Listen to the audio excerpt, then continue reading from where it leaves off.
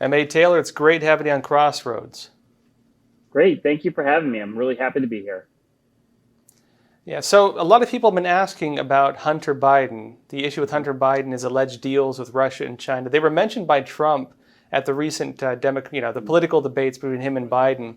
And Biden came back and said, oh, that's conspiracy theory, it's lies, it's false, and so on. But, what are the main accusations? Your documentary really goes over quite a few of them.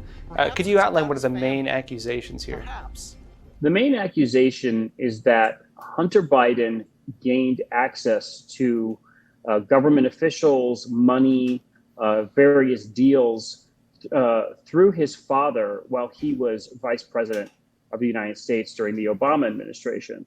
So essentially what happened was Joe Biden would fly somewhere or to China, do a deal, and Hunter Biden would come with him.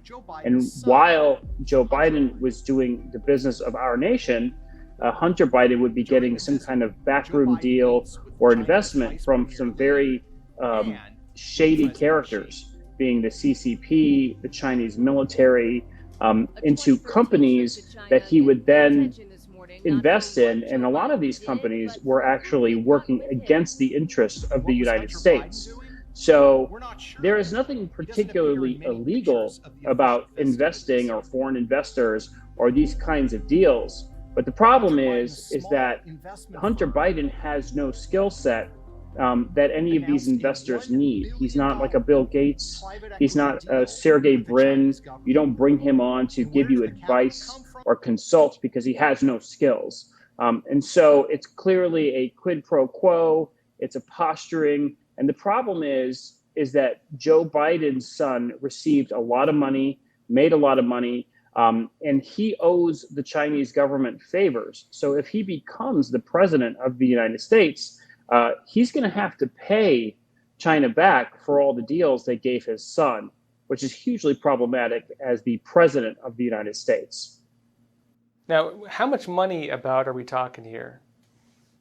Well, we know that Bohai Harvest was given 1 billion and eventually 1.5 billion investment from the Chinese government. That is just one of the deals. So the assumption is that if they received $1 billion or $1.5 billion, and this has happened over a series of investments, but Bohai Harvest was one of the largest, that's just the tip of the iceberg because that's just what we know. So there could be a lot more money. And again, it's one thing if China is investing in, say, a Disney or a Honda or something like that, but they are not. They are investing in companies that build surveillance software to control the Chinese citizens. They are investing in companies that are conducting espionage for nuclear technology. They are investing in companies that are stealing our F-35 technology for fighter jets. These are dangerous investments that Hunter Biden was participating in. Again, it's not wrong to have a foreign investor, but these are things that are complicated for national security, and that is really why this is it's a show of character, and poor choices. Now, it's interesting. A lot of this reminds me of Clinton Cash. I know Peter Schweizer, who worked on Clinton Cash, actually is the narrator for this film. And it was interesting to see, actually. Now, you all might remember when Clinton Cash came out, just talking to our viewers, when that came out, it wasn't controversial. It was controversial, but it wasn't considered partisan. Actually, New York Times did a big article on alleged Clinton corruption based on that book, based on those findings, and that wasn't really considered partisan at that time. What I find interesting about this new documentary is that it seems to follow the same framework that Clinton Cash was based on in terms of how these alleged deals were being made based on the position of a politician and based on a family member. So, Clinton, for example, Hillary Clinton was doing tours, Bill Clinton was getting, speaking gigs based on that, and a lot of money was going to the Clinton Foundation. Mm-hmm. How close would you say these two models align between what Biden was doing with his son and what Hillary Clinton was allegedly doing, we could say, with Bill Clinton? Well, there's a lot of similarities between these two operations. I would say, having worked in Clinton Cash and Riding the Dragon, that the Clintons are more thorough. They're smarter, I think, in how they build these things out. I think the Clintons are more open to any deal. So, some of the deals that were featured in Clinton Cash were, cutting down the rainforests in Colombia or doing deals with Nigeria. But these are not particularly deals that are threatening us right now. Nigeria is not going to advance some kind of horrible, scourge across the earth. The Chinese are very different. Again, if you are participating in a deal that actually puts Americans at risk, again, Clinton Cash is about the pattern of corruption and a pattern of how you will act ethically. I think the Biden Hunter scenario, the Joe Biden Hunter Biden scenario, is particularly more dangerous because it is actually giving our enemies things they require and access that they require to actually do damage and harm and push their agenda across the whole world with Belt and Road and so on and so forth.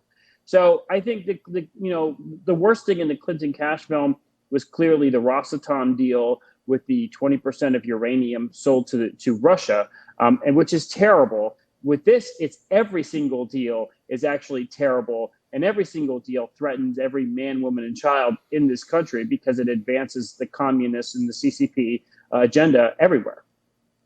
Well, there's a few things I want to get into. First off, well, we'll get into that in a bit. One interesting thing that stands out for me in this is the fact that a lot of this happened when the Obama administration was doing its Asia pivot, allegedly when they were standing up against threats from China. And if they were standing up against threats from China, why were they making deals with China that help its defense industries? The nature of the meetings when Biden was going to China during that time, during the Asia pivot, seemed to be opposite of the types of deals that were allowed to be made during that time.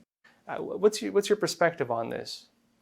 Well, the irony of this is that, we just talked about Clinton Cash and we're talking about riding the dragon.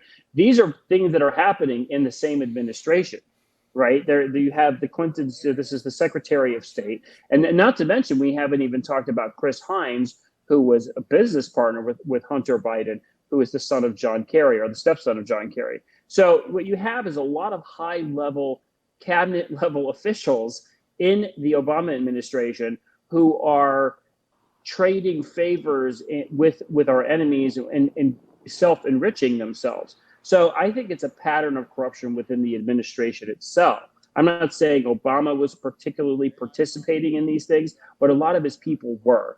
And again, it's a pattern. There's no single deal that we outline that's worse than another. They're all bad. This is the same pattern over and over and over again. So if you want to know what Joe Biden's presidency will be like, this is the pattern. This is how he conducts his business. And so, I think that in some instances, you had scenarios where, in the case of China Mali, where Hunter Biden was actually helping our enemies secure things when the Obama administration was actually prosecuting these deals. And so you actually have these things working against each other. You have other deals where with the ABIC purchasing Henniges in Michigan, where the Obama administration had to sign off on the deal. And in fact, they did.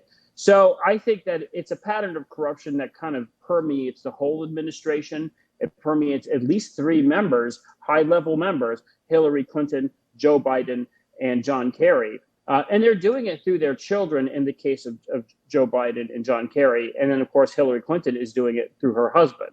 So that is kind of the makeup of the administration.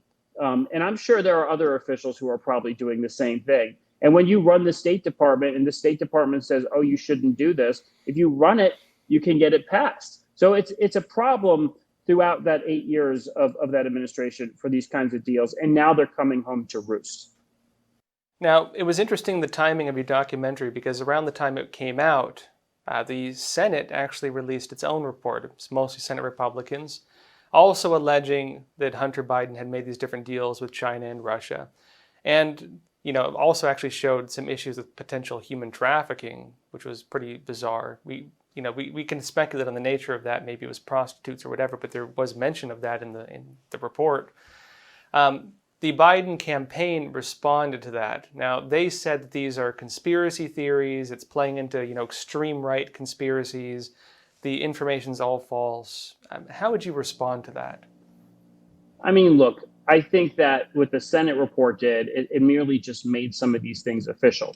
In our film, we only briefly touch on Burisma and the Ukraine, but clearly Hunter Biden is doing deals everywhere. And again, all it does is just establish a more official pattern.